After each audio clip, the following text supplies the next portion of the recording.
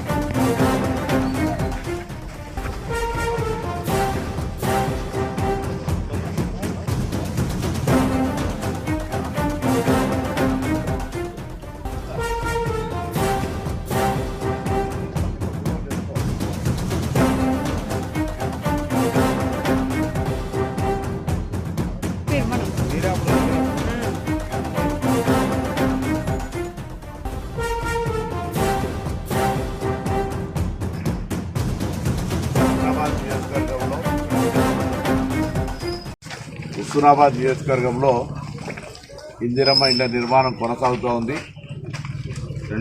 రాజు ఇల్లు కూడా పిల్లర్లు స్టేజ్ వచ్చేసింది. బేస్మెంట్ లెవెల్ ₹1,00,000 కూడా పడతాయి తొందరలోనే. అట్లనే చాలామందికి కూడా వెంటనే నిధులు వస్తూ ఉన్నాయి. నేను హుస్నాబాద్ నియోజకవర్గంలో ఉన్నటువంటి అందరి ఇందిరమ్మ లబ్ధిదారులను వెంటనే నిర్మాణ పనులు వేగవంతం చేయండి. ఆషాఢ మాసం కూడా పోయి శ్రావణ మాసం వచ్చింది. వర్షాలు పడతానే ఇసుకకి ఇబ్బంది లేకుండా రెవెన్యూ పోలీసులతో సమన్వయం చేస్తూ ఉన్నాం. మిగతా అన్ని రకాలుగా ప్రభుత్వం తరఫున అండగా ఉంటుంది. ₹1,00,000 మహిళా సంఘాల ద్వారా కూడా తీసుకోవచ్చు. కాబట్టి తొందరగా ఇందిరమ్మ ఇళ్ల నిర్మాణం చేసుకోవాల్సిందిగా నేను ఇందిరమ్మ లబ్ధిదారులందరికీ విజ్ఞప్తి చేస్తాను.